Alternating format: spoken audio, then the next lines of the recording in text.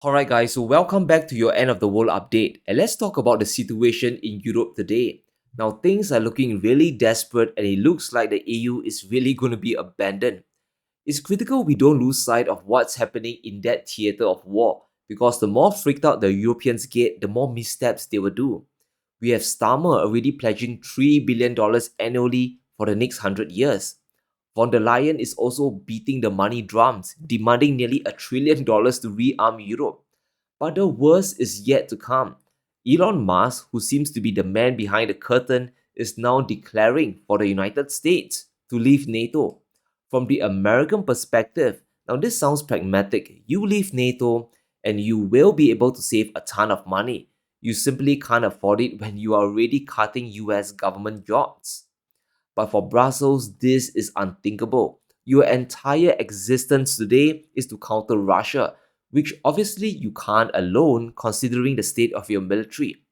And if the US exits the security umbrella, where are you going to find the money?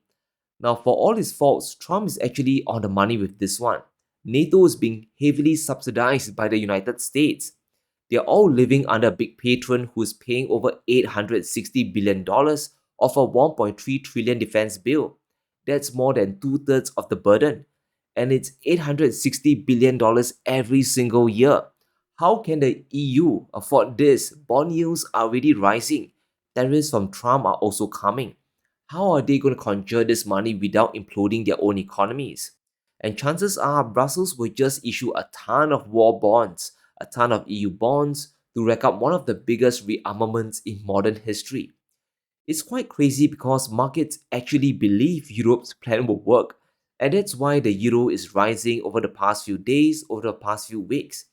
They believe that the war economy will drive the EU into perpetual growth. But here's the problem. The biggest beneficiaries will be defense contractors and the people at the very top who have a ton of money to buy up all the assets. EU stocks are already outperforming the S&P by over 10%. No one saw this coming. And it really proves the fact that assets today are truly decoupled from the real economy. If we really compare them to the state of Europe, EU stocks should be in the gutter. In the next 5 years, German debt is slated to increase by over 600 billion euros as well instead of going down. So German yields are expected to rise above US bonds. Here's the problem. Europe can't do this forever. Sooner or later, the money will stop, and if they aren't spending it on productive industries, it won't be net beneficial. They will have a bunch of tanks and missiles, but no real civilian industries. And how is that going to benefit the majority of people? It really doesn't. So we can really expect inequality in Europe to widen, and this is where we must talk a bit about Kursk. The collapse of that front is sending shockwaves across the EU. Russia is on the brink of retaking the whole region, or perhaps they already have. Either way, this spells doom for the EU leadership that's looking to back Ukraine until the bitter end. We all remember the weird bargain Zelensky gave Putin to exchange Kursk for Russian-controlled territory in eastern Ukraine. Now, we all knew Putin was never ever going to bite, but now that card is evaporating fast. It won't even be a bargaining chip on the table. Even Western media is warning of the threat of encirclement. Russia's counteroffensive has managed to carve a wedge to isolate the Sudzha region, and that would leave thousands of troops at risk of encirclement. It's important to understand how Russia views war. It's part of their diplomatic strategy. Outcomes on a battlefield drive foreign policy and even economic policy decisions much more than the reverse. And this puts Putin in a much stronger position to arm twist more concessions from Ukraine, the EU, and even the United States themselves. Remember the ceasefire Putin was floating? Well, his bargaining chips on the table have increased by a lot. And if you're the Europeans, you'll be freaking out, and rightfully so. Your industrial base is shattered, cheap Russian gas also isn't flowing. So the only solution left is to pump in even more money to try to remedy the situation. Now, will Trump come in and save the EU? We can safely say that he won't. Time and time again across many interviews, he's regretting the aid Ukraine received from the US in the Biden administration. Biden should have never put up $350 billion. He should have equalized with Europe. All he had to do is say, you got to stay even with us. They're in for 100, we're in for 350.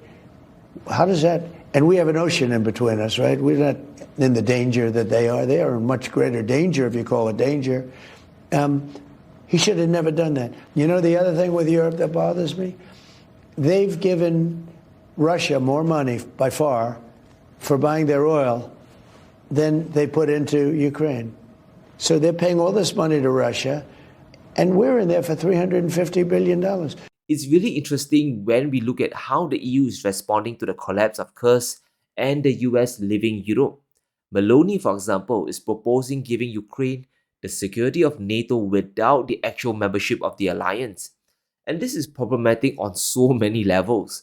Firstly, won't that require the US to agree as well?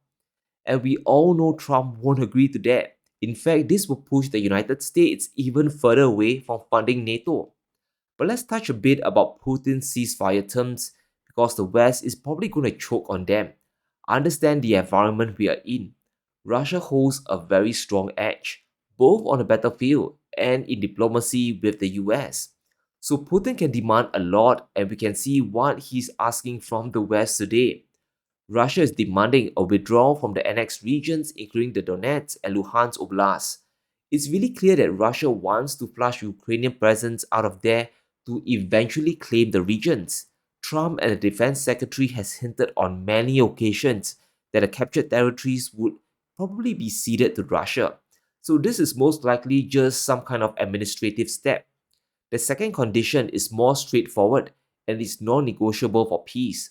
Ukraine must not join NATO and formally abandon their membership bid. This message is obviously directed at the Americans to arm twist Ukraine and the EU to accept, because at the state of their militaries today and their economies, the state of how it is in, they simply have no bargaining power with Russia. In his latest interview, Trump has more or less confirmed he is fine with a Ukrainian defeat. Are you comfortable with that? The fact that you walked away and Ukraine may not survive? Well, it may not survive anyway, but, you know, we have some weaknesses with Russia. You know, it takes two. Look, it was not going to happen, that war, and it happened. So now we're stuck with this mess. Think of what he stuck me with. Because in all honesty, it doesn't affect the US directly. They are an ocean apart, and the US is hungry for resources everywhere, including from Russia. It's a reason why the Kremlin actually proposed deals to develop rare earth deposits. And if the US wants to revive their industries and take on China, which is the bigger grand strategy, the strategy of containment, they have to secure the critical minerals. Russia is full of them, and they hold a lot of leverage over US decision making. That's just a reality. Now, what the Europeans want are security guarantees that require a US backstop, basically backed by the US military, but Trump is not going to commit. The US has already put military support, and the longer the war drags out, Russia's negotiating position is only going to get stronger and stronger. We could reach a point where Europe has to concede a lot more down the road. In hindsight, maybe Ukraine might have been better taking the US mineral deal that would at least commit US companies and manpower to develop the resources. And yes, I get it, it's the devil's deal, but at this point, there are really no good options left for the West, because the US is literally pulling away all support to Ukraine. No intelligence, no military aid, and probably no money very soon. But I want to take a moment to talk about the frozen Russian assets, because that will be a very big a point of contention. Now, understand how damaged Western institutions have been over the seizure. And we have talked about this at length, and why the carnage we're witnessing today in the bond markets, they're all a result of this. And now France wants to tap the frozen assets for additional $200 million this year. These will be using the interest generated from the reserves, but frankly, it's just digging the EU into a deeper hole. Now, what if Putin pushes them to return the $200 billion in assets? Will the Europeans release the funds from Euroclear and give it back to the Russians? Because if they do, we could see bond yields in Europe fly to the moon. Russia would most definitely liquidate those bonds and power them into other assets. Russia's sovereign wealth fund is completely de-dollarized. They have also removed any holdings of euros. 60% of it are RMB assets, and up to 40% is physical gold. So will Europe willingly give back the money? Well, guys, my hunch is that they won't. Considering the state of their economies and the trillions of euros needed to rebuild their militaries, we can kind of expect the assets to be completely used up. Now, 200 billion or 300 billion is a lot of money, but Russia would forego the money to grab even more territory. And let's not forget, Ukraine might have a lot of resources below the ground. It might be true.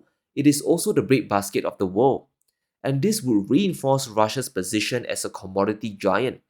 And frankly, if we look at the US position, Trump really doesn't care how things play out as long as the US benefits and gets something. We're trying to integrate our economies. We're trying to make sure that Ukraine has value to the American economy, a win-win situation. They're the richest country in Europe in terms of critical minerals, which is the oil of the 21st century. So doing a deal with Ukraine is beneficial to both countries. It's not extortion. Wouldn't it be nice to be able to do a deal with Ukraine where we can make $500 billion in the critical mineral space for our own economy, give them money, help them develop their resources so they can grow their economy and defend themselves? That's not extortion. That's a good business deal. But look at it from another perspective. If Ukraine really turns out to have very little minerals and Russia makes the right offer, we can be sure Trump will ramp up pressure to end the conflict. There are a lot of critical mineral deposits across Ukraine, and don't forget Russia is gradually gaining more territory every single day. Every day the ceasefire eludes us, Russia gains more resources. The situation is actually quite straightforward now. The US wants the war to end because they are broke, they want to recover their economy, and they want all the resources. The EU doesn't want the war to end on Russia's terms, but Europe doesn't have any leverage, and they are facing a trade war with Trump. So without doubt, Russia is entering the negotiations with a very strong hand even against the US. The EU will be just watching from the sidelines, and this is not a good situation for the collective West.